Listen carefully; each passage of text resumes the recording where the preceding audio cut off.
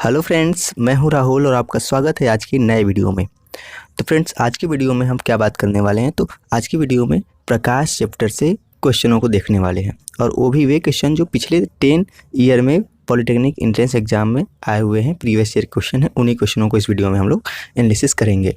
और जो भी आने वाले एग्जाम है, एंट्रेंस एग्जाम है पॉलिटेक्निक के, उनमें वही क्वेश्चन बार बार रिपीट होते रहते हैं और वही क्वेश्चन रिपीट होंगे, क्योंकि इन क्वेश्चनों में दम भी है और टाइम के हिसाब से उन क्वेश्चनों को मैनेज किया गया है। तो अगर आप फेसबुक चलाते हैं और हमारे फेसबुक पेज को लाइक नहीं किए हैं तो उसको जाके लाइक कर लीजिए।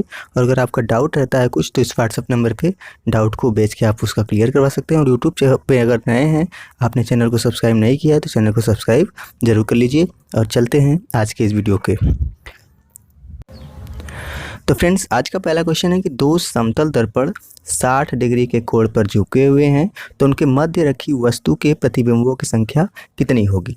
दो समतल दर्पण 60 डिग्री के कोण पे झुके हुए हैं, दो समतल दर्पण हैं और वे कितने डिग्री पे झुके हैं, तो 60 डिग्री पे झुके हुए हैं। तो उनके मध्य जो प्रतिबिंब बन रहे हैं उनकी संख्या ज्ञात करनी है। तो ऐसे क्वेश्चनों में हम लोग क्या करते हैं, ऐसे क्वेश्चनों को डायरेक्ट फार्मूले से यूज करके हम लोग निकाल लेते हैं। तो फार्मूला होता है कि प्रतिबिंबों की संख्या बराबर 360 बटा के कोण दिया गया कोण -1।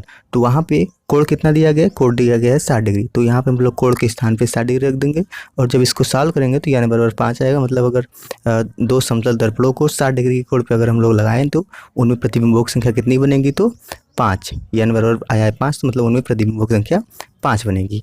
उम्मीद करता हूँ आपको ये क्वेश्चन समझ में आ गया होगा। ऐसे ही क्वेश्चन बार बार आते रहते हैं तो इसको आप फार्मूले के साथ लिख लीजिए। चलिए अगला क्वेश्चन देखते हैं। अगला क्वेश्चन है कि दो समतल दर्पण एक दूसरे से कुछ कोण पर झुके हैं और उनके बीचों बीच एक वस्तु को रखा गया है और उसके 5 प्रतिबिंब बने हैं, तो दर्पणों के बीच का कोण बताओ। सेम फार्मूला लगेगा इसमें, केवल यहाँ पे देखिए क्या दिया है, यहाँ पे प्रतिबिंबों की संख्या पहले से दे दी गई है। प्रतिबिंब संख्या कितनी बन गई है, 5। लेकिन जो दो समतल दर्पण हैं उनको किस कोण पे रखा गया है, कोण नहीं पता है, वही कोण हम लोगों को निकालना है। तो सेम फार्मूले पे हम लोग इसको यूज करके निकालेंगे। तो फार्मूला होता है प्रतिबिंबों की संख्या बराबर 360 बटा के कोण -1। तो यहाँ पे प्रतिबिंबों की संख्या दिया है 5, तो यहाँ पे रख देंगे 5 और कोण को हमको निकालना है। तो कोण इधर आ जाएगा और इधर आ जाएगा, तो 5 एकम 5। यहाँ पे आपका जो कोण आएगा, इसको सॉल्व करने के बाद आप इसको सॉल्व कर लीजिएगा। इसका जब आएगा आपका आंसर कितना आएगा, जो कोण आएगा वो 60 डिग्री आएगा। मतलब कि अगर 5 प्रतिबिंब बन रहे हैं तो वो जो समतल दर्पण है उनके बीच का कोण कितना है, तो थीटा बराबर 60 डिग्री आएगा। यही आपका आंसर होगा। चलते हैं अगले क्वेश्चन की तरफ। तो क्वेश्चन है कि सूर्य प्रकाश के प्रिज्म द्वारा बने वर्णक्रम के रंगों में सर्वाधिक आवृत्ति वाला रंग कौन सा होता है। सूर्य प्रकाश के प्रिज्म द्वारा बने वर्णक्रम के रंगों में सर्वाधिक आवृत्ति वाला रंग कौन सा होता है। सर्वाधिक आवृत्ति पूछा है, ध्यान दीजिएगा। तो सर्वाधिक आवृत्ति वाला होता है रंग बैगनी, सर्वाधिक आवृत्ति वाला बैगनी। और इसका जो तरंग दैर्ध्य होता है सबसे कम होता है, इसका जो तरंग दैर्ध्य होता है सबसे कम होता है, इसलिए सर्वाधिक आवृत्ति वाला ये होता है। ठीक। और अगर पूछता सबसे कम आवृत्ति वाली, तो सबसे कम आवृत्ति वाली होती है लाल रंग।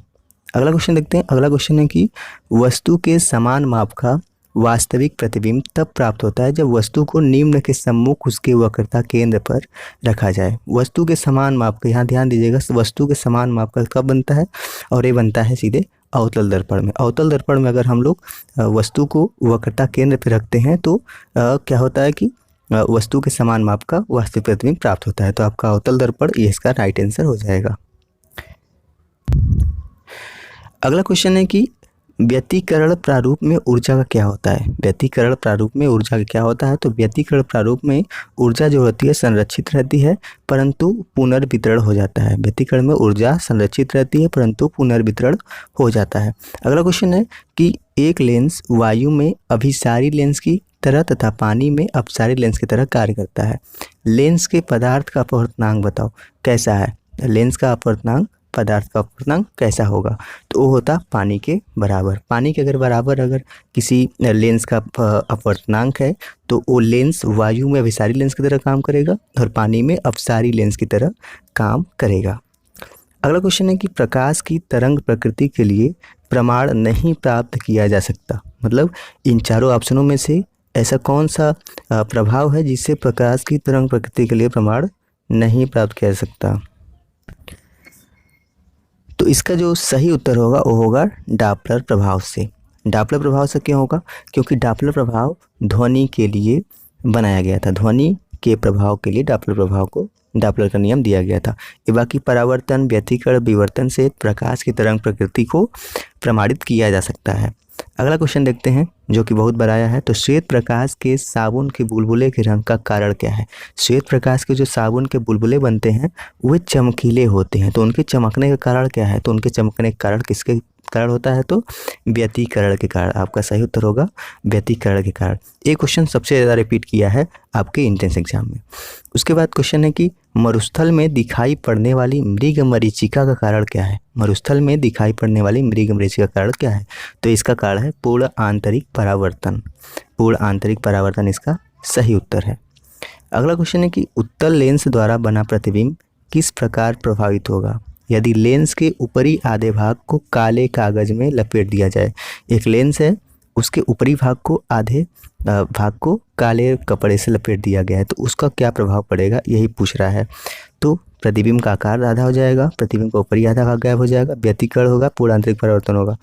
तो यहाँ पे क्या होगा कि यहाँ पे ये दोनों कुछ नहीं होगा। इसमें क्या होगा, इन चारों के चारों ऑप्शन क्या हैं, गलत हैं। इसका जो सही उत्तर होगा कि जो भी प्रतिबिंब बनेगा इस तरह से उत्तल लेंस को अगर हम आधे भाग को काले कपड़े से लपेट दें, काले कागज से लपेट दें, तो जो भी प्रतिबिंब बनेगा उसकी जो चमक होती है वो कम हो जाएगी, बस और कुछ नहीं होगा। इसका सही उत्तर आप देखेंगे तो यही होगा कि जो प्रतिबिंब बनेगा उसकी ही चमक कम हो जाएगी। अगला क्वेश्चन है कि एक दूर दृष्टि दोष से पीड़ित व्यक्ति स्पष्ट नहीं देख सकता है। एक दूर दृष्टि दोष से पीड़ित व्यक्ति स्पष्ट नहीं देख सकता। क्या? दूर दृष्टि दोष से जो पीड़ित होते हैं उनको दूर की वस्तु नहीं दिखती है। एक दूर दृष्टि दोष से पीड़ित व्यक्ति को दूर की वस्तु दिखती है, निकट की वस्तु नहीं दिखती। दूर की वस्तु दिखती है, निकट की वस्तु नहीं दिखती। तो आपका सही उत्तर क्या होगा, निकट की वस्तु को। दूर दृष्टि दोष से पीड़ित व्यक्ति निकट की वस्तु को नहीं देख सकता है, दूर की वस्तु को देख सकता है। यहीं पे आपका कन्फ्यूजन वाला है। दूर बोलेगा तो मतलब वो निकट वाला देख सकता है, ठीक। निकट वाला नहीं देख सकता है, दूर का देख सकता है। तो आपका सही उत्तर होगा ऑप्शन नंबर ए, निकट की वस्तु को। अगला क्वेश्चन है कि किसी समतल दर्पण पर कोई प्रकाश किरण लंबवत आपतित होती है तो उसका आपतन कोण बताइए। किसी समतल दर्पण है, कोई प्रकाश इस पे लंबवत आपतित हो रही है, लंबवत आपतित हो रही है, तो आपतन कोण बताइए। तो सबसे बड़ी बात सबसे जानते हैं कि अगर हम लोग समतल दर्पण पर कोई प्रकाश अगर सीधा लंबवत 90 डिग्री पे अगर आपतित होती है, 90 डिग्री पे गिरती है तो वापस चली जाती है परावर्तन के कारण। तो यहाँ पे कितना कोण बनेगा, तो 0 डिग्री कोण बनेगा, 0 डिग्री कोण बनेगा, क्योंकि ये जैसे आई थी वैसे ही ऊपर चली जाएगी, कहीं भी आपतित हुई नहीं होगी। तो कहाँ से होगा, तो आपका ऑप्शन नंबर ए, इसका 0 डिग्री इसका सही उत्तर हो जाएगा। उम्मीद करता हूँ आपको वीडियो पसंद आया होगा। ऐसे ही प्रीवियस ईयर के क्वेश्चनों की सीरीज अगर आप हमेशा चाहते हैं तो आप चैनल को सब्सक्राइब करके जुड़िए। हर शाम को 7 PM को ऐसी वीडियो आपके लिए लेकर आते हैं, और चैनल पर नए हैं तो सब्सक्राइब ज़रूर कर लीजिएगा।